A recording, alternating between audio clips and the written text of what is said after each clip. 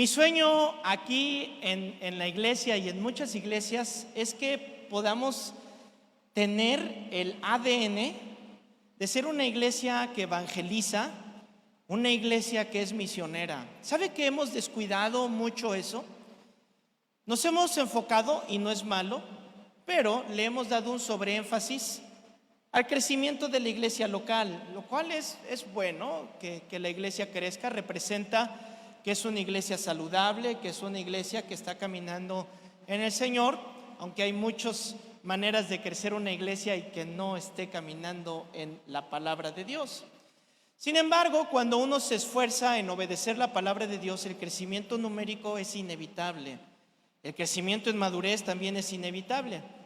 Pero siempre que nos basamos en ser una iglesia bíblica, una iglesia que quiere agradar a Dios, pues nos vamos a topar con la enseñanza del Señor de ir y hacer discípulos, de ser personas que compartan su fe, de ser personas que no tengamos miedo de hablar.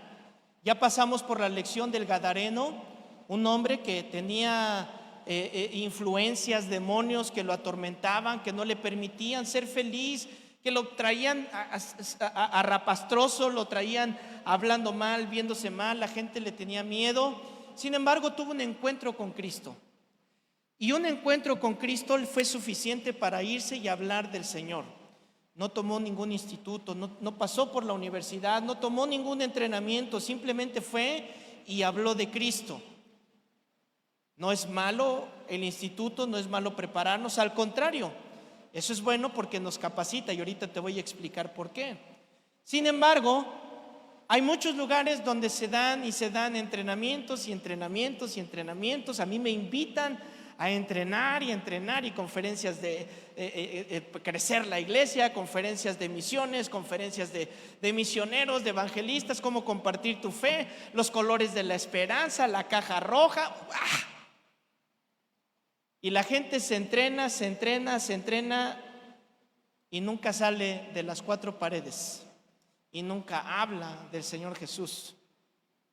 El llamado que Dios me hizo a mí a las misiones fue un llamado que lo entendí con el tiempo y me llegué a quejar en buena onda con algunos amigos que me anteceden en las misiones, que llevan más experiencia, que conocen más, y yo me quejaba con ellos y les decía: es que a mí nunca nadie me enseñó a ser misionero, a mí no me dijeron cómo se le hacía. Es más, yo ni siquiera sabía que tenía que levantar un presupuesto para poder ir.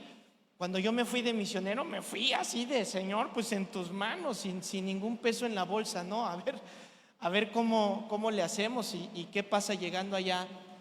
Y sobre la marcha fui descubriendo cómo hacer misiones, implementando estrategias, que ahora me gusta compartir con las personas para que no vayan y se topen con no saber nada. Pero te voy a decir algo: la mejor manera de nadar es aventándote al agua, ¿sí o no? ¿Cuántos aprendieron así que su tío, a mí mi tío fue el que me aventó a la alberca y quieres aprender a nadar? Órale, pum. ¿Cuántos aprendieron así a nadar? Ahí está, vemos varios que aprendimos así, ¿no? Y es la mejor manera, porque ya que estás ahí y sales, te dice: bueno, mira, cuando estés ahí tienes que mover la mano, y ya te hace sentido. Sí, porque ahí yo sentía esto, y lo entiendes mejor. Y yo quisiera que todos los que estamos escuchando este mensaje nos vayamos este día con esa misión en nuestro corazón: ser personas que compartan su fe con otros, ser personas que si tenemos el llamado a las misiones, vayas sin temor, porque el Señor está contigo. Cuando mi primera experiencia en las misiones, yo estaba en una velada de jóvenes de oración, y en aquella velada mi pastor me llamó y me dijo: hay una necesidad en la sierra de Oaxaca y queremos que alguien vaya. Y yo en la oración estaba, ya sabe uno, bien hablador: heme aquí, Señor, envíame a mí, yo iré. Hasta la cantaba, ¿no? Yo iré, yo lo haré, te confesaré, sin reservas ni condiciones. Y te habla el pastor, ¿no? Y cuando me dice que necesitan ir a la sierra de Oaxaca, bueno, vamos a la sierra. ¿Cuándo, pastor? No, pues ahorita. Pero ni siquiera traigo ropa, no vengo preparado, déjame despedir a mis padres, ¿no? Como dijo aquel de la Biblia, me dijo, no, tienes que ir ahora, ahora mismo. Y recuerdo haberme ido sin muda de ropa, recuerdo haberme ido con lo que llevé a la velada de oración, y así estuvimos 3 días en aquel lugar. No nos esperaban, no teníamos un lugar donde quedarnos. Yo ni siquiera sabía, me recuerdo que solo me llevó Nachito, que era un local de la sierra de Oaxaca, y que tuvimos que esperar a que saliera el sol, para una vez que saliera el sol empezar a gritar el nombre de una persona y nos recibiera en su casa. Fue la mejor experiencia de mi vida. No me bañé, no comí bien en esos días, me embarré de lodo porque es pura arcilla, súper resbaloso. Me costó trabajo entender lo que hablábamos ahí, conocer a la gente, entender las costumbres, porque uno quiere llegar a imponer como Hernán Cortés, ¿no? Quiere uno llegar a imponer lo que aprendió y lo que sabe. Pero la mejor experiencia de mi vida, y me tomó un sí, yo voy. Eso fue lo que me tomó. Sí, yo voy. Ya estando allá, el Señor suplió absolutamente todo. Y cuando oímos testimonios de misioneros, pues de repente son emocionantes, pero a algunos pues les dan miedo oír los testimonios porque dicen, ay, no sé si el Señor me mandó a mí así, yo no sé si aguantaría dejar mi trabajo, dejar la casa, dejar etcétera, ¿no? Y causa eso por todos los desafíos que se enfrentan. Sin embargo, en el pasaje que vamos a estudiar hoy, en Marcos 6, el Señor nos da lecciones de vida para todo el que es misionero, el que quiere ser misionero, y por supuesto para la iglesia, porque todos debemos de seguir el ejemplo de Cristo. ¿Cuántos dicen amén? Es nuestro llamado supremo. Próximo domingo los muchachos de la alabanza van a enseñarnos otro canto nuevo donde habla de Filipenses 2, ¿verdad? No que ya lo haya alcanzado, pero yo prosigo a la meta, el llamamiento supremo. Mi llamamiento es ser como Cristo. Y un misionero en Inglaterra dijo que Dios solamente tuvo un hijo y su hijo fue misionero. ¿Sí o no? Entonces yo quiero ser como él y quiero ir y compartir. Habrá quienes sean llamados de tiempo completo. Habrá personas que vayan en algunos viajes por un determinado tiempo, parciales, y regresen. Pero algo es seguro, todos tenemos o deberíamos de hacer misiones. Esta enseñanza que vamos a ver curiosamente aparece en los 4 evangelios. Los 4 evangelios nos narran historias y 2 evangelios repiten algunas parábolas, otros 2 repiten otra historia, pero no repiten los 4 evangelios todas las historias como tal, comparten algunas. Pero los 4 evangelios comparten dos acontecimientos importantes, todos los evangelios. Y el primero es la resurrección. Todos los evangelios nos hablan de ese momento de la resurrección de Cristo. Y el segundo acontecimiento es el que conocemos todos como Jesús alimenta a 5,000 personas. Ese acontecimiento fue tan importante, tan grande, tan histórico, que los 4 evangelistas lo mencionan. Que aún hasta la fecha hay muchos cristianos que usan un pescadito para identificarse. Que en la antigüedad, en la iglesia primitiva, cuando las iglesias se escondían, se representaban precisamente con un pescadito por este milagro, donde el Señor Jesús ocupa unos cuantos peces, unos cuantos panes para alimentar a miles de personas. El título 5,000 personas pudiera ser engañoso, porque Mateo capítulo 14, verso 21, nos dice que comieron como 5,000 hombres, pero aclara, sin contar a las mujeres y los niños. Los eruditos estudiosos de este acontecimiento dicen que pudo haber alrededor de 20,000 personas en aquel momento sin alimentos y todos alimentados milagrosamente. Y yo pienso, si darle de comer a 5 es complicado, ¿sí o no? Ahora darle de comer a 20,000 personas definitivamente es un milagro, porque nuestro Dios no ve números. Nuestro Dios solamente ve su poder moviéndose a través de nosotros. En este milagro vamos a estudiar la misericordia, el amor, la compasión de Dios hacia las personas. Porque miren, adelantándoles un poquito la historia, muchas de las personas que van a ser alimentadas en este momento, muchas de esas personas van a apostatar. Muchas de esas personas no van a creer en Jesús. Muchas de esas personas van a menospreciar a Jesús. Ahora, si Jesús es omnisciente y todo lo sabe, ¿por qué sabiendo lo que van a hacer, aún así los alimenta? Porque Él es amoroso, porque Él es misericordioso, porque Él tiene compasión. Pero al mismo tiempo a mí me dejó pensando mucho, porque hay personas que piensan que por tener una estabilidad en ciertos ámbitos de su vida, piensan que están bien con Dios y no se dan cuenta que pudieran estar siendo engañados, y cuando llegue el momento de la decisión, el Señor les diga: no te conozco, apártate de mí, hacedor de maldad. En Marcos capítulo 6, en el versículo 30, empieza esta historia de esta manera, diciendo así: entonces los apóstoles se juntaron con Jesús y le contaron todo lo que habían hecho y lo que habían enseñado. Bueno, como que hicimos una pausa. ¿Recuerdan que hace 2 domingos atrás estudiamos cuando el Señor los manda de 2 en 2? ¿Alguien se acuerda? Los manda de 2 en 2 y les dice: en mi nombre van a hacer señales, van a hacer milagros, van a sanar enfermos, van a echar fuera demonios. ¿Se acuerdan? Y les dijo: vayan y van a ir a las casas, si les abren, ahí se quedan, ahí dejan la bendición. Si les cierran la puerta, pues se sacuden el polvo y se van a otra casa, y ustedes van a ir así a todas las naciones, a todos los lugares. Luego hubo un paréntesis cuando vino la persecución, la muerte de Juan el Bautista, ¿no? Lo que nos hace ver que los discípulos pasaron el suficiente tiempo, tal vez semanas o meses, en que fueron a las misiones, en que dejaron su lugar para salir a hablar de Cristo. Y Él les dio instrucciones, ¿verdad? No lleves decimos aquí en México, tu itacate. Bueno, allá en el centro de México. Aquí en el sureste le dicen otro nombre, pero no me acuerdo. ¿Alguien se acuerda cómo se le llama al lunch?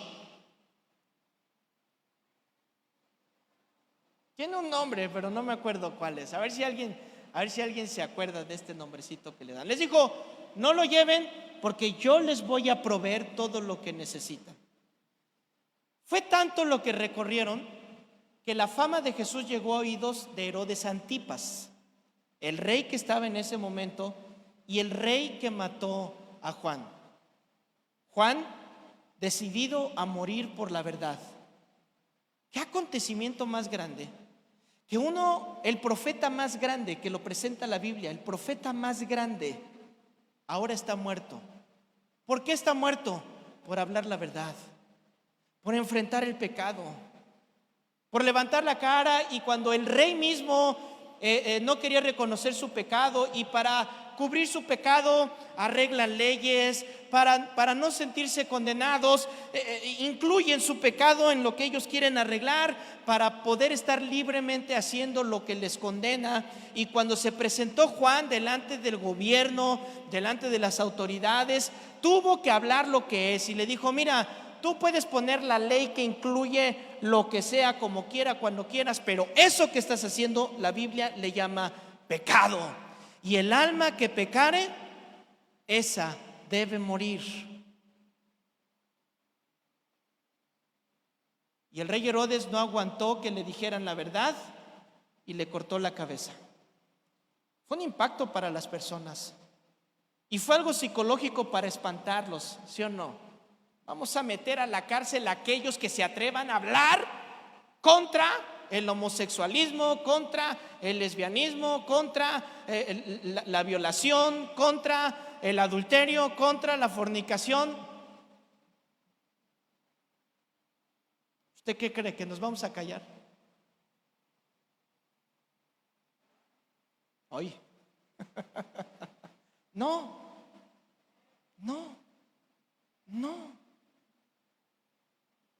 Porque debemos hablar lo que la Biblia dice.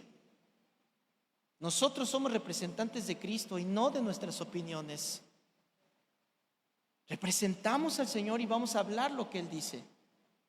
Pero ¿sabe algo? Hemos confundido el confrontar a las personas con ser personas que no toleran, personas que condenan, personas que son groseras, ¿no? Que ves a alguien que no comparte lo que la Biblia enseña y no, tú eres un hijo del diablo y tú, ¿cómo dicen ese? Cruz, que se vaya el diablo, no te me acerques, no me toques porque me contaminas. Y yo digo, ay, el Señor dijo en Juan 17, Señor, no te pido que los quites del mundo. Porque te imaginas que no estuviéramos en el mundo. ¿Quién va a brillar? ¿Quién va a ser sal? ¿Quién va a hablar? ¿Quién va a decir? ¿Quién lo va a hacer? ¿Quién va a frenar en tu escuela el pecado? ¿Quién va a levantar la voz en tu escuela? ¿Quién va a levantar la voz en tu trabajo, en la sociedad? ¿Quién lo va a hacer? Si ya no estamos nosotros, ¿quién lo va a hacer? Usted sabe que Romanos 13, no me acuerdo del capítulo donde les dijo, si creyeres en tu corazón y confesares con tu boca que Jesús es el Señor, serás salvo. ¿Recuerda ese pasaje? ¿Sabe por qué tenían que confesar con la boca y públicamente que creían en el Señor Jesús? Porque era una condena de muerte. O crees en el Señor Jesús o dices que César es el Señor. Entonces, cuando un cristiano se paraba y decía a la comunidad, yo creo que Jesús es el Señor, en ese momento estaba diciendo, yo no creo que el César es un Dios. ¿Y qué pasaba en ese momento en el cristiano? Lo tachaban, le ponían un tiro al blanco, un objetivo, y venía la persecución. ¿Y ahora? ¿Dónde quedaron esos cristianos? ¿Dónde quedaron esas personas?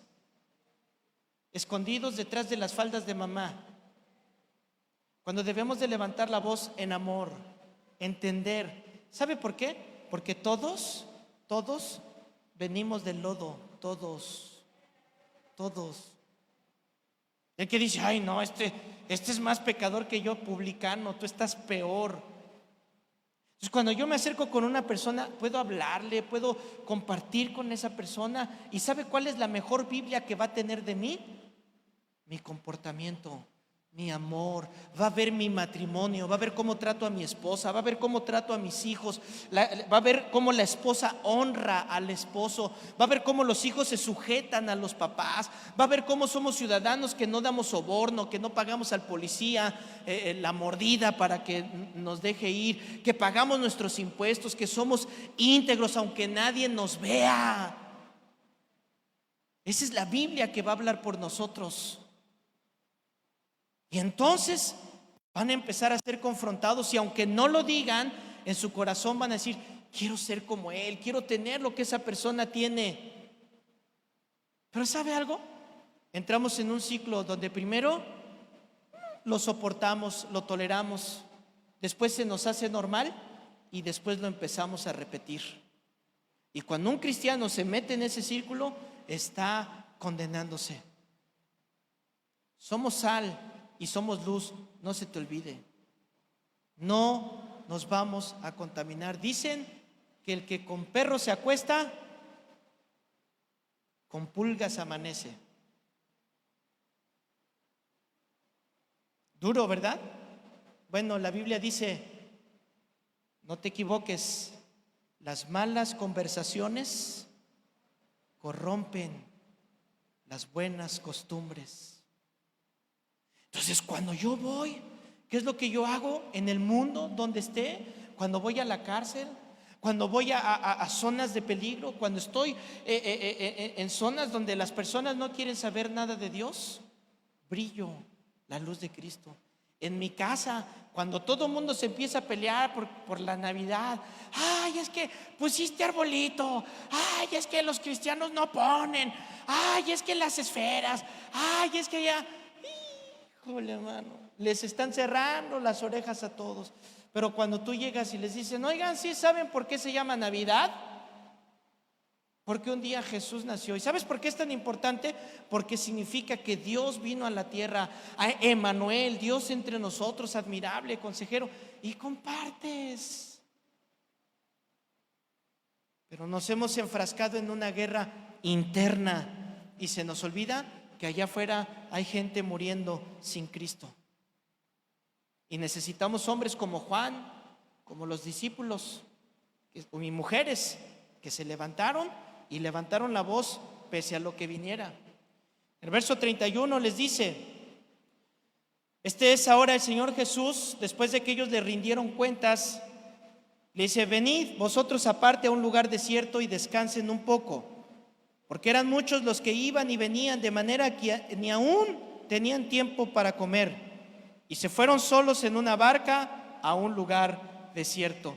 ¿Te fijaste de los principios que hay para una persona que está ministrando y ministrando y ministrando? Número 1, rinde cuentas. Aprende a rendir cuentas. Mire, hay algunos que, oye, tu informe, ¿qué pasó? Estuvo bien. Eso no es rendir cuentas. Eso se llama flojera. No, yo soy muy práctico. Yo no. Si se te está diciendo cómo tienes que rendir cuentas y no lo rindes así, entonces se llama rebeldía. ¿Sí o no? Es que a mí no me gusta que me estén diciendo. Bueno, es que cuando rendimos cuentas podemos medir nuestro crecimiento. Podemos ver qué está fallando, qué no está fallando. Cuando tú dices, pasó esto, estuvo así, entonces alguien con mayor experiencia te puede ayudar. Mira, para la otra, hazlo de esta manera, preséntate de esta manera, usa esto, di esto. Es para enriquecernos y crecer. Todos llegaron y le empezaron a contar todo lo que había pasado, lo que habían hecho. Y ya que estuvieron con él, lo que hicieron fue irse de retiro. Se fueron a un retiro. ¿Por qué? Dijo: es que ya pasaste mucho tiempo allá, ahora te toca a ti ser ministrado. Por eso venimos los domingos, allá en audio, en video, los sugieres. Les he pedido, hermanos, no pongan siempre a los mismos todo el tiempo. Hay que sentarse, hay que escuchar, hay que llenarnos. Nosotros como pastores también buscamos el ser llenados por otras personas que nos exhorten, que nos hablen, que nos digan, que nos animen, porque si no, dice que se les olvidaba hasta comer. Y eso pasa, estás tan metido en lo que haces que ya es hora de comer. No tengo tiempo, hay que hacer esto. Y hay tanta adrenalina y está tan en fuego la cosa que se te olvida comer. Pero dice Eclesiastés que hay tiempo para todo, ¿sí o no? A mí me gustó mucho cuando vino el pastor Gerardo, ¿se acuerdan? Hace unas semanas. Yo ni sabía que iba a venir. Ya nada más de repente lo vi ahí sentado y después habló conmigo y me dijo: es que yo necesito también recibir alimento, yo también necesito ser exhortado por el Señor. Y eso es bueno. Todos, eso incluye a todos. Y regresan a la fuente. La estrategia del Señor cambia. A partir de este momento empieza a dejar a las multitudes y se va a empezar a enfocar en los discípulos. A partir de este momento su tiempo va a estar ya con ellos. Ya lo demás va a ser extra, va a ser ocasional. Ya no como vimos hasta hoy, ¿verdad? Que iba a la ciudad, llegaban y los sanaba, iba otra, llegaba y los sanaba. Ya no, a partir de este momento se va a enfocar a los discípulos. Verso 33. Pero muchos los vieron ir y le reconocieron. Y muchos fueron allá a pie desde las ciudades y llegaron antes que ellos y se juntaron a él. Qué interesante, ¿no? Se suben a la barca y geográficamente ellos iban a cruzar en diagonal y llegar al otro lado. Pero los que los vieron llegaron caminando o corriendo, rodeando, y llegaron antes que ellos. ¿No se te hace interesante eso?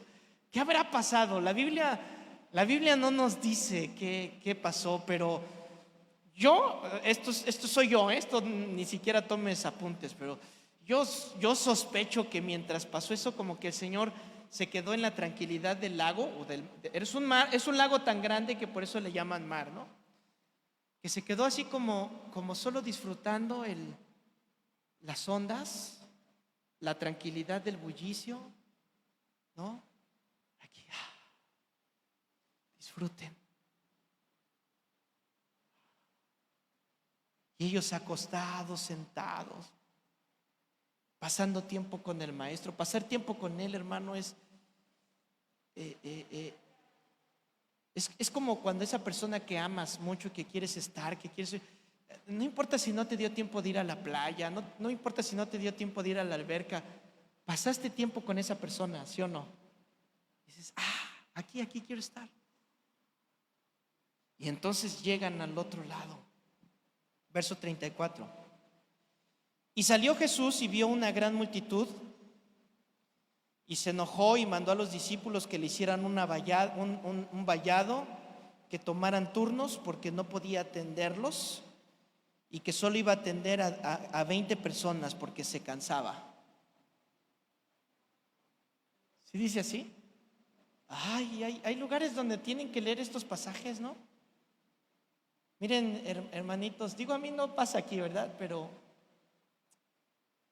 cuando la iglesia crezca más, por favor, hermanos, no haga eso del vallado, y que no le hablen al pastor, y que el pastor está cansado, y no haga eso. Y le digo algo: si usted me ama, menos lo haga, porque somos carne y se nos sube. ¿Poco no? Se nos sube así como que, mira, ya llegó, ya está ahí. Ya me sentí importante. Ya sí, no dejes que pasen. Somos carne. Hay que mantenernos siempre humildes, siempre. ¿Qué es lo que dice? Pues todo lo contrario, ¿verdad? Tuvo compasión de ellos. Y tiene una imagen que el Señor Jesús tiene de las personas como estas ovejas sin pastor. La palabra compasión, su significado es literalmente conmovido hasta las entrañas. Eso significa compasión, conmovido hasta las entrañas. Los antiguos decían que las entrañas era donde el asiento de las emociones. ¿Y a poco no es aquí donde se sienten las emociones? Cuando te dan una noticia, de repente, ¿dónde la sientes? ¿No? Aquí, y sientes el hueco en el estómago. Entonces, cuando el Señor los ve, nos habla de un amor genuino, de una compasión genuina. Ahora, ser compasivo lleva acción. Hay otra palabra, no recuerdo cuál otra palabra que usan para decir que tienen compasión, pero es esa palabra como decir, pobrecitos, no tienen que comer, ¿no? Lástima, ¿no? Mira, los pobrecitos no tienen zapatos. O compadecerse, ¿verdad? Mira, híjole, les dio COVID, ¿cómo van a salir a hacer el súper? Pero la compasión conlleva acción. Siento lo que está pasando, pero hago algo para ayudarles. Pongo el amor en acción. Y es lo que hizo el Señor Jesús. Sintió por las multitudes como nosotros deberíamos de sentir, hermano. Pero ¿sabes algo? Somos tan insensibles y estamos en la generación selfie. ¿Sí o no? Todo yo, todo para mí. Usted vea fotos mías así, como que no veo, como que aquí, como que durmiendo, ¿no? Todo yo, narcisismo. Y se nos olvida el mundo. Y no vemos lo que está sucediendo. ¿Sabe usted? Cuando fue la pandemia, cuando fue lo más fuerte de la pandemia, Cancún, otro poquito y nos vamos a la quiebra, ¿verdad? Yo creo que de las ciudades que más golpeó fue nosotros, porque pues vivimos del turismo, ¿sí o no? Se sostiene del turismo y miles y miles. Yo me acuerdo de aquí, de la otra iglesia, como más de la mitad perdieron el trabajo. Y fue de, Señor, ¿y ahora cómo le hacemos? No hay que comer. Pues se nos olvida lo que está escrito aquí. Y se nos olvida que el Señor sabe que hay una necesidad. Pero ¿y nosotros? ¿Tenemos esa misma compasión que Él tuvo? Y les provee no solamente el alimento físico, el alimento espiritual, las dos cosas. En Lucas 9, no pierdas Marcos porque es el que estamos estudiando, ¿sale? Pero vamos a ir a Juan y a Lucas, donde están los paralelos. Y en Lucas 9:11 dice que les hablaba del reino de Dios y sanaba a los que necesitaban ser curados. O sea, fíjense, ¿Se da cuenta? Les hablaba del evangelio, les hablaba del reino de Dios y los sanaba. Esa es la compasión en acción, ayudar a una persona. Mira, cuando te piden, dice la Biblia, si te piden, ¿qué tienes que hacer? Híjole, solo uno. Si te pide, ¿qué tienes que hacer? Dígalo sin miedo. Dale, dale. Pero nos duele el peso. Nos duelen los 2 pesos. Yo me conozco unos que una moneda de 5 ni de broma la dan, menos una de 10. No la dan. Pero si hay una necesidad, ay, es que se me acaba, por eso no tienes. Porque no das, porque no das. Da. ¿Y qué te digo de honrar a tus papás? Honra a tu papá y a tu mamá. Desprende, dales. Mire, ahora bendito tecnología, ¿no? Que antes uno, ay papá, pues quisiera darte un dinerito, pero no puedo porque estoy tan lejos, ¿no? Ahora, ¿cómo le puedes mandar dinero a tus papás? Tun. Papá, mamá, ahí te mandé una ofrendita de amor.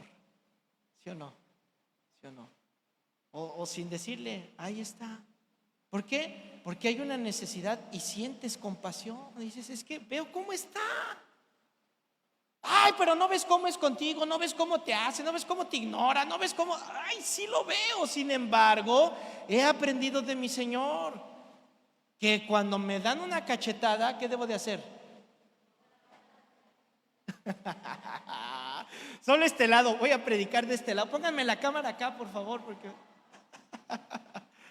¿qué tengo que hacer si me ponen un cachetadón?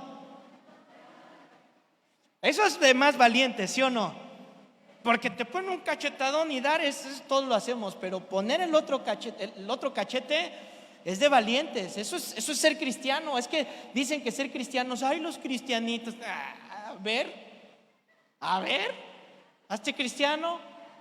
A ver si que muy bravo. A ver, haz lo que nosotros hacemos, ¿no? Verso 35. Ay, los cristianos, es que de repente nos imaginan a los cristianos, ¿verdad? Con las faldas así hasta el suelo, sin maquillaje, y todos así, ¿no? Con cara de ya no rompo un plato. Ay, pobrecito de mí, miren mis zapatos con hoyos. No han leído la Biblia. Verso 35. Cuando ya era muy avanzada la hora, o sea, pasó mucho tiempo haciendo milagros, ¿no? Sus discípulos se acercaron a él diciendo, el lugar es desierto y la hora ya muy avanzada, despídelos para que vayan a los campos y aldeas de alrededor y compren pan, pues no tienen que comer. Ahora, ¿está mal lo que dijeron? No, es una preocupación genuina, real. La geografía bíblica explica que era un lugar desierto, o sea, literal. No había poblados cercas, tenían que regresar hasta las ciudades para llegar donde ellos estaban. Era un lugar desierto. Entonces, pues ahora yo creo que nosotros hubiéramos hecho lo mismo. No, ya llevamos todo el día, caminaron cuántos kilómetros en el sol, ¿cómo están? No, ya que se vayan a comer, se nos van a desmayar, se van a poner mal, Señor, ya córtale a la predicación, ¿no? Ya que vayan. ¿Y tú qué te esperarías de respuesta si le dices eso al Señor Jesús? Bueno, es que ya te sabes la historia, pero la verdad yo como que no me la sé. Y yo me imagino al Señor diciéndome, qué bueno que te diste cuenta. Es que yo como estoy tan metido acá, no me di cuenta. No sabía que estaba pasando eso, pero no, qué bueno que tú estás al tiro. Díganles que se vayan. Pero miren la respuesta. Respondiendo a él les dijo, denle ustedes de comer. Así se iba a llamar la enseñanza de hoy, pero dije, ni le van a entender si le pongo así. Denle ustedes de comer. ¿Qué? Señor, ¿are you talking to me?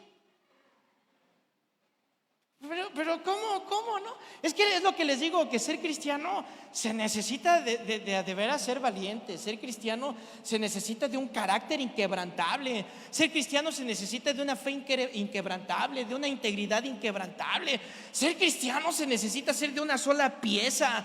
Ser cristiano se necesita, hermano, tener la confianza 100% en el Señor, que te dice, pues dales tú. Pero ¿sabe qué hacemos siempre? Gloria a Dios, porque estos van a aprender después. Pero siempre empezamos a poner pretextos. Se te dio una instrucción, pero no tengo, pero no me dijeron, pero es que yo, el tiempo, es que yo. Y empezamos nuestra fila, ¿no? Así, pero y genuinas, porque ellos le van a decir, ¿no? ¿Cómo? ¿Quieres que nosotros vayamos, compremos el pan por 200 denarios y les demos de comer? A ver, ¿cómo? ¿No? ¿Cómo quieres que nosotros le hagamos? El Señor les está diciendo, soluciónalo. A mí me encanta el carácter del Señor Jesús, porque les digo que lo tratan de ver como muy así.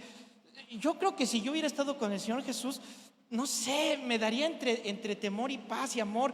O sea, que quisiera estar con Él, pero a la vez cuidadito con lo que digo y con lo que hago, porque me va a decir. Pero no me va a decir porque me odie, porque le caiga mal, ¿por qué me lo va a decir? Porque me está enseñando y el tiempo es corto, ¿no? Entonces así como, ay, no, mejor no le digo, no, mejor dilo y aprende. No te imaginas tú ese momento con él de ay, es que quiero estar, pero impone. La Biblia dice que cuando llegaba el apóstol Pablo, la gente tragaba saliva, le decía, ya llegó Pablo, ya llegó el peloncito regañón. No, de veras, porque era calvo. Entonces cuando llegaba, no, de veras, decían, ay, ¿quién es este que nos regaña? ¿No? Y ya ves sus cartas, ¿no? Ay, es que Pablo es bien regañón. Y del Señor Jesús, en este mismo acontecimiento, cuando Pedro llegó y Señor, ya te estás pasando, el Señor Jesús volteó con Pedro y le dijo, ¿te quieres ir? Vete tú también. A mí me habla del carácter del Señor Jesús, de alguien con bravura, ¿me entiende? Alguien con autoridad, alguien que no se dobla frente a las circunstancias, alguien no que busca el perfeccionismo, porque es algo que Dios me ha hablado. El perfeccionismo es malo y lleva a muchos errores, pero la excelencia es otra cosa, ¿sí o no? Y el Señor nos lleva constantemente a ser mejores, a aprender. Ahorita siempre, ¿y por qué? ¿Y para qué? ¿Y cómo? ¿Y yo? Miren, sí o no, acabamos de leer en los versículos de abajo que les dijo que les daba autoridad para hacer milagros, señales, ¿sí o no? ¿Las hicieron sí o no? Y luego,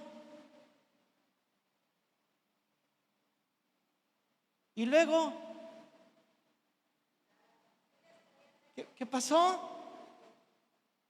¿Verdad? Es que uno dice, ay, es que es bien malo. No, pues si ya te dijo, ya. Es más, le acabas de contar, no, cuando fuimos a una ciudad, vimos a un cojo que saltó. Y cuando estuvimos en la otra, un ciego. ¿Sí o no? ¿Sí o no venían en la barca contándole eso? Ah, bueno, pues denle de comer. Y es que ¿saben qué? Que cuando nosotros estamos en acción con el Señor, no, ayudar y dar y ora, mira, hermano, gloria a Dios, voy a orar por tu vida, ten fe. Pero cuando te toca a ti, ¿qué haces? ¿Qué haces cuando te toca a ti? ¿No? Ay, ore por mí, porque me voy a morir. Mano, ¿dónde está tu fe? Bueno, digo, cuando alguien está así no llegamos, ¿verdad? Y le decimos, no, ¿dónde está tu fe? Porque eso lastima. Hay que ser empáticos con las personas, ¿verdad? Hay que orar, apoyarlos. Pero nosotros, hermanos, hay que saber que nos va a tocar. La fe, hermano, la fe no es por temporadas. ¿Me escuchó? La fe no es por temporadas. Ah, sí, no. La fe es siempre. Los milagros son siempre. No nada más cuando te vas de viaje. No, es que la iglesia, el pastor está organizando un viaje, etcétera, y ahí sí hay señales. Y luego se acabaron. Dice Juan 6:5: cuando alzó Jesús los ojos y vio que habían venido a él gran multitud, dijo a Felipe: ¿de dónde compraremos pan para que coman estos? Pero esto decía para probarle, porque él sabía lo que había de hacer. Y Felipe le respondió: 200 denarios de pan no bastarán para que cada uno de ellos tomase un poco. Ahora, mire, le voy a decir algo precioso del Señor. Ya sabía lo que iba a hacer, ¿verdad? Pero les pregunta, número 1. Número 2, ¿lo pudo haber hecho él solo, sí o no? ¿Sí o no? Pero les comparte, les dijo: ustedes vayan y ustedes repártanlo. Número 3, ¿necesitaba que le llevaran los cuantos panes y los cuantos peces del niño o no los necesitaba? ¿Y por qué se los recibió?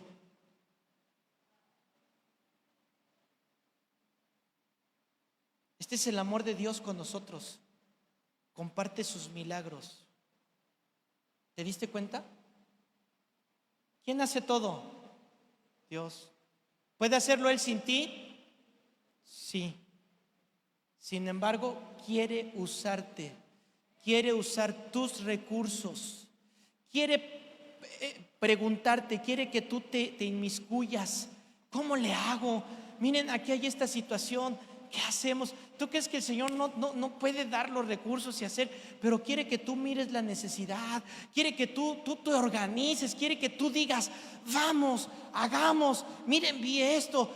Quiere que tú des un paso al frente. Recuerda cuando Isaías estaba hablando con él y le dijo: ay, Isaías, hay un problema con mi pueblo. Necesito que les hablen, necesito que los exhorten.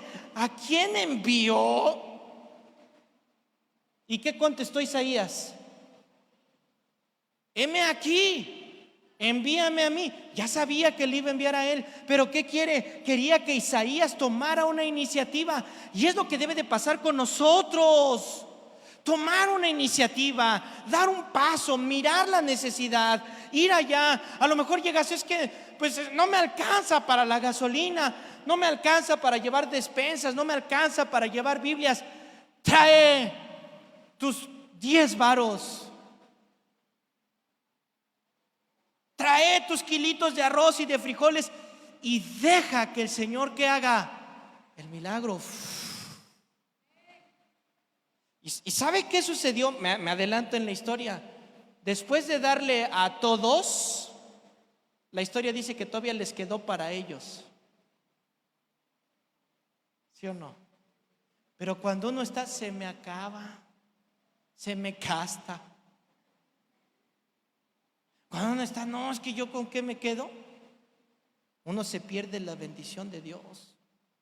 Verso 38.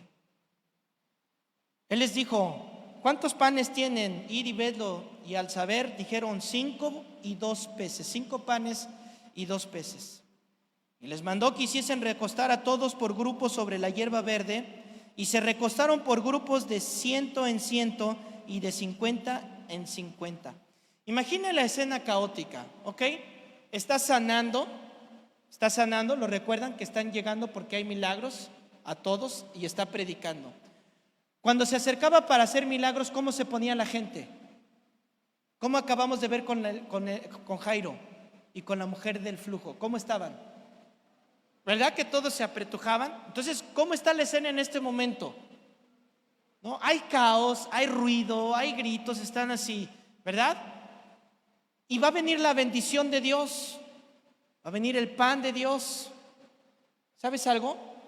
Para que llegue la bendición a donde estás, debe haber orden.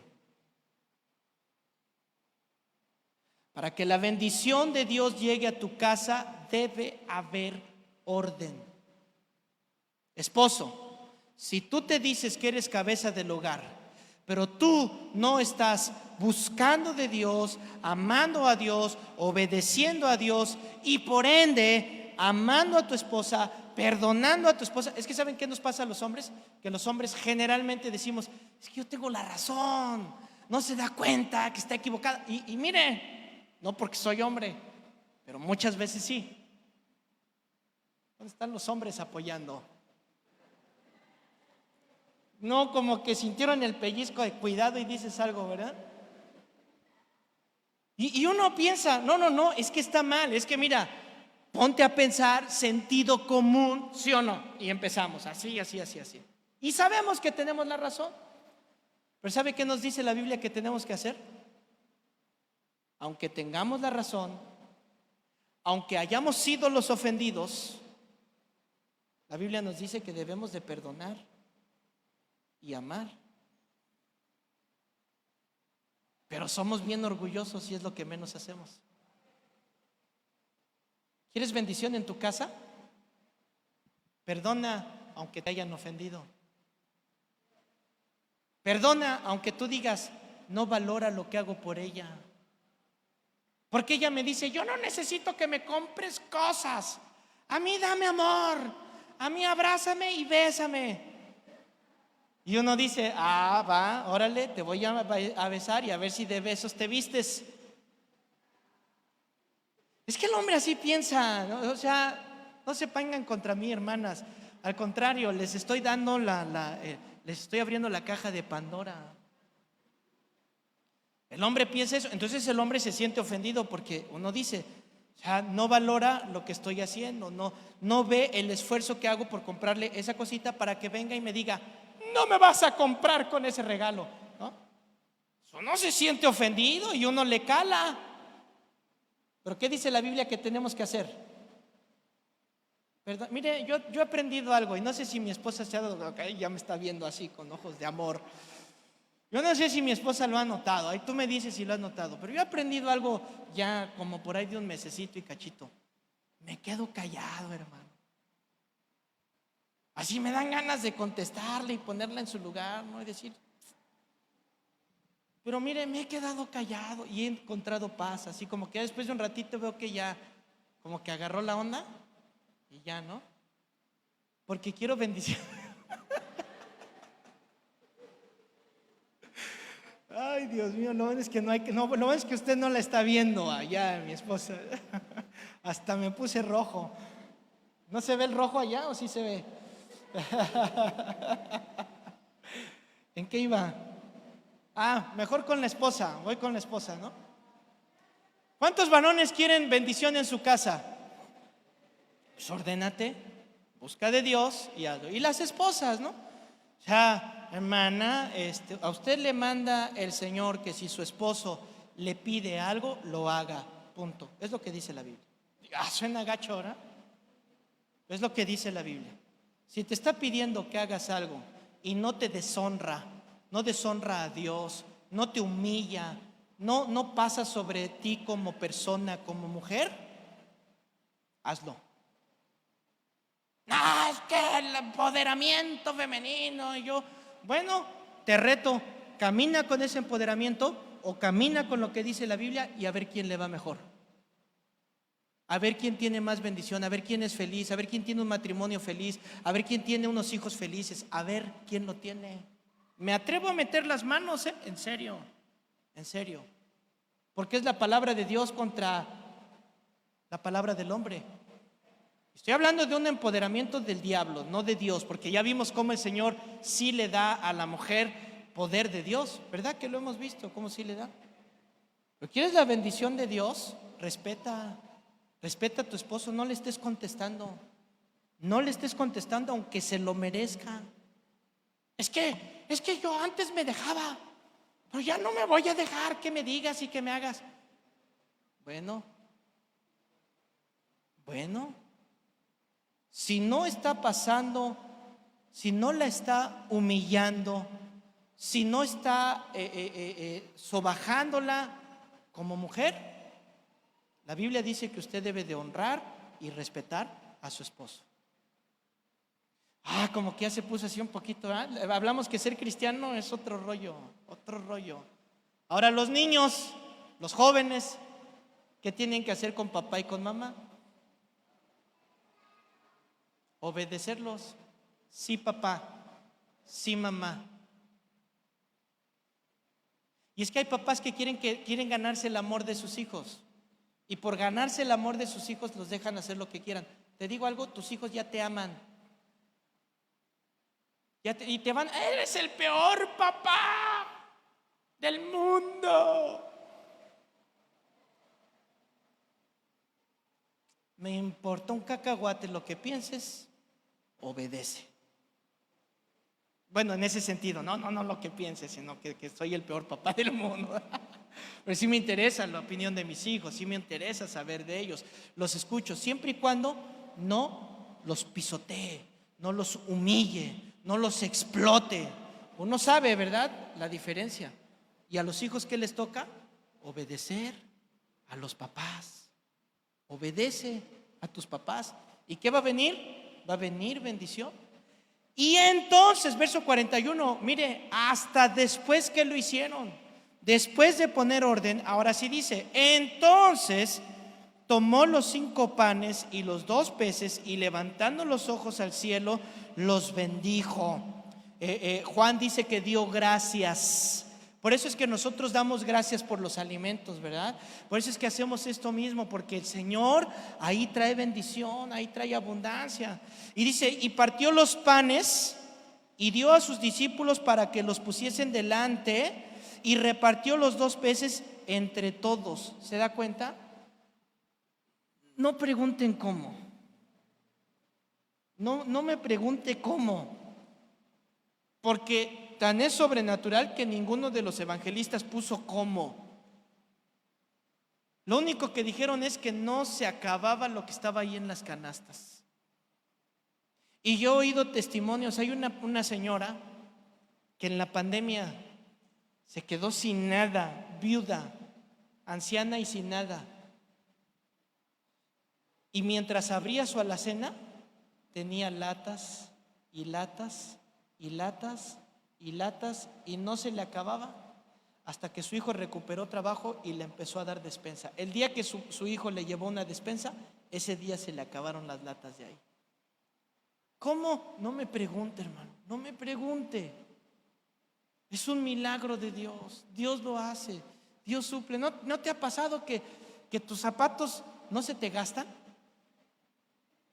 No se te acaban. Ya están. Y la ropa no se te deslava. Ya está. Ay, es que ya tengo muchos años. Si ustedes me vieran predicándolo con la misma camisa con la que le pedí matrimonio a mi esposa. Ya ve que ahí te recuerdan, hace 15 años, y uno ve la camisa y dice, ay, fue la que usé el domingo pasado. El Señor va supliendo y trayendo. Verso 42. Y comieron todos y se saciaron. Y recogieron de los pedazos 12 cestas llenas, y de lo que sobró de los peces, y los que comieron eran 5,000 hombres. O sea, ¿qué pasó? Aún sobró. Y no es coincidencia que hayan quedado 12 cestas exactas. No es coincidencia. ¿Por qué? Porque así Dios suple a sus siervos. ¿Quiénes son sus siervos? Los que trabajan para Él, los que van a las misiones. Sí, los pastores somos siervos del Señor, pero ¿sabe también quién es un siervo del Señor? El que está evangelizando en las calles. El que dejó a su familia por irse a un lugar que no conoce, que la comida nunca sabía cómo era, el clima era diferente, donde ya no tiene su familia, donde no tiene amigos, donde todo es diferente. Ese es un siervo, esa es una sierva de Dios. Aquel que ha estudiado una carrera para, a través de su carrera, poder evangelizar a las personas. Ese es un siervo de Dios, esa es una sierva de Dios. Aquel que ha sido prosperado en su negocio y decide darle trabajo a personas que están en necesidad para poder proveerles, y allí en el trabajo les alimenta física, pero también les comparte del Señor, pone cuadros con textos, tienen un momento de oración voluntaria y les está compartiendo. Ese es un siervo de Dios, esa es una sierva de Dios. El estudiante que se para en la universidad y les habla del amor amor de Cristo y les habla de su provisión y les dice a las personas que en Cristo hay respuesta, ese es un siervo de Dios. Y si algo aprendemos con esta lección es que a los siervos y a las siervas de Dios, Dios les va a proveer todo lo que necesiten. Todo.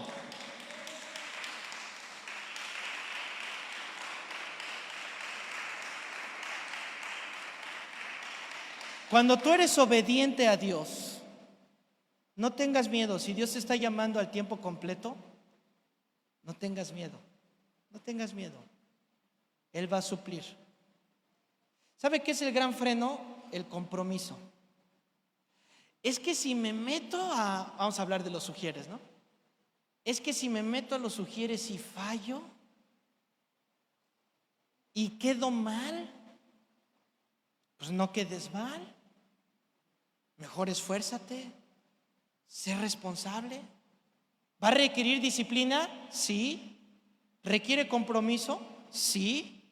¿Requiere sacrificio?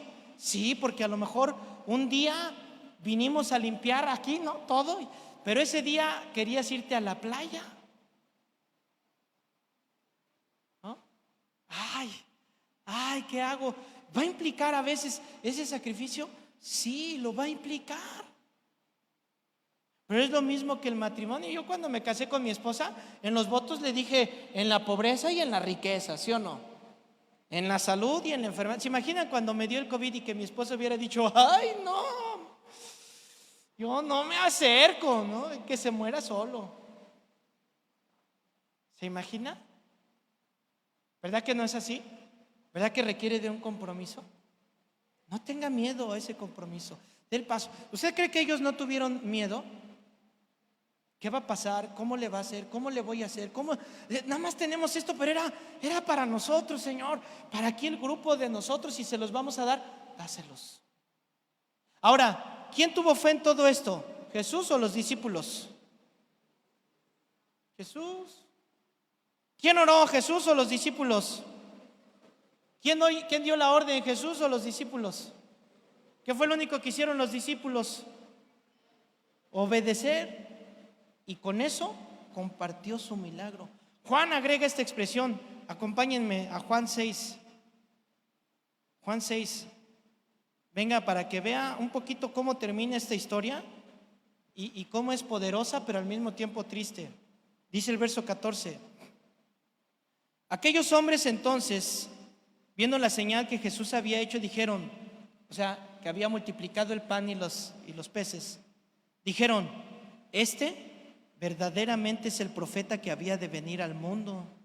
Fíjense, todos reconocieron. Pero entendiendo Jesús que iban a venir para apoderarse de él y hacerle rey, volvió a retirarse al monte él solo. Híjole. Oye, pastor, es que tú jalas gente. ¿No te gustaría ser a ti el presidente, el senador, el diputado? Esta va para los pastores, no es para usted, para los pastores. ¿Cuál es la respuesta, pastores? ¿Cuál cree que sería la respuesta bíblica a eso?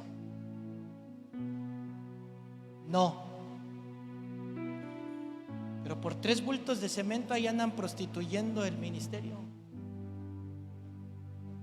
No, es que desde allá voy a poder hacer más, y desde allá voy a ayudar, voy a hacer. Bueno, si Dios te llamó a ser pastor, entonces no. Si no, nunca te llamó el Señor. Vete.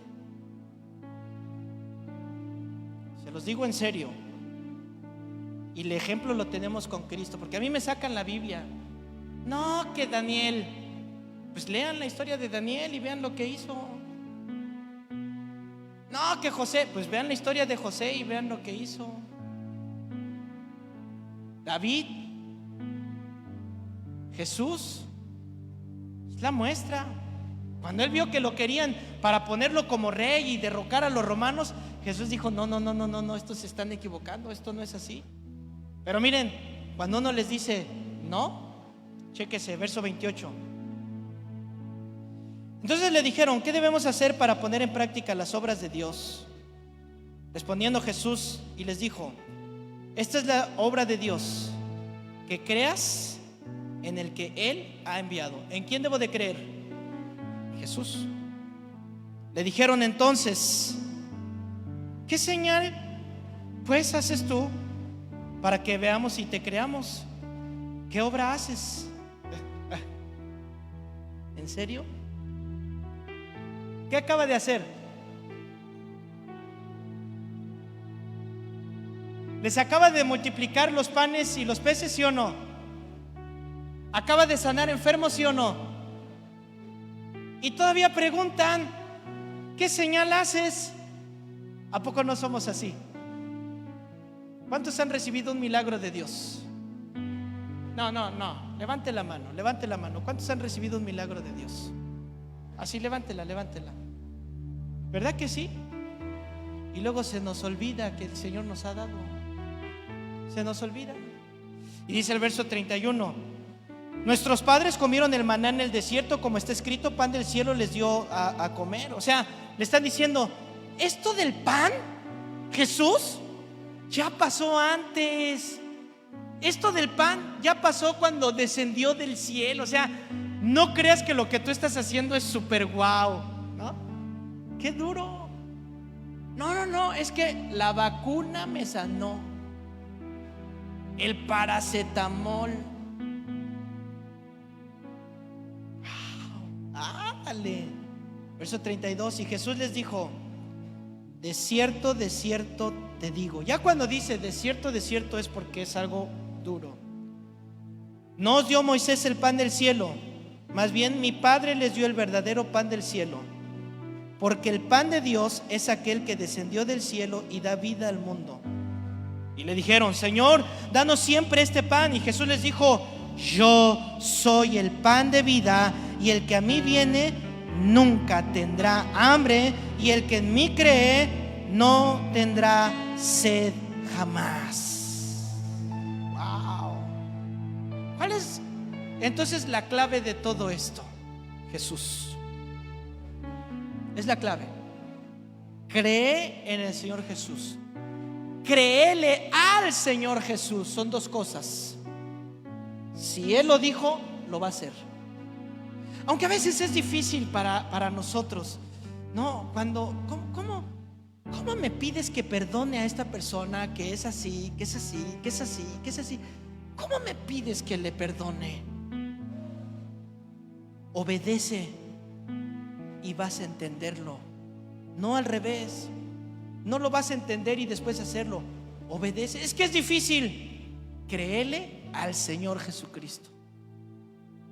Cree en el Señor Jesucristo. ¿Qué es lo que creo en el Señor Jesucristo? Que Él es Dios que vino a la tierra y que Él está conmigo, y que si Él me dijo ve, yo voy, y donde esté, aún en valle de sombra o de muerte, no temeré. Él dijo que me iba a suplir y yo le creo. Él dijo que iba a estar conmigo en cada momento y yo le creo. Él dijo que iba a bendecir mi familia y yo le creo. Él dijo que donde yo estuviera, Él iba a estar conmigo. Yo lo creo. Eso es fe. Porque por temor, por miedo, es que muchos no han salido a hablarle a los demás. No se atreven por miedo. Entonces, después de decirles esto, el Señor Jesús en el verso 66 dice que muchos volvieron atrás. Porque la parte de los milagros está padre. La parte de te voy a sanar está padre. La parte de te voy a bendecir en tu negocio está padre. Pero cuando se trata de compromiso, dice el verso 66, muchos volvieron atrás y ya no andaban con Él. Y dijo Jesús a los 12: ¿quieren irse también ustedes? Porque ser cristiano se trata de eso. Tomar tu cruz. Y tú escoges: o eres las multitudes que viven en su comodidad, o le dices como Pedro: ¿a quién iremos? ¿A quién voy a ir? Nosotros hemos creído y conocemos que tú eres el Cristo, el Hijo del Dios viviente. Así que en el nombre de Jesús, si tú has creído en Jesucristo, no dejes pasar más tiempo y ya habla de Cristo. Ya anuncia a Cristo, porque Él viene. ¿Vas a tener oportunidades de salir de tu ciudad? Sí. ¿Vas a tener oportunidades de ir a otro país? Sí. Pero empieza donde estás. Empieza con los tuyos. Vive a Cristo. Vive en la santidad del Señor. Póngase de pie, por favor.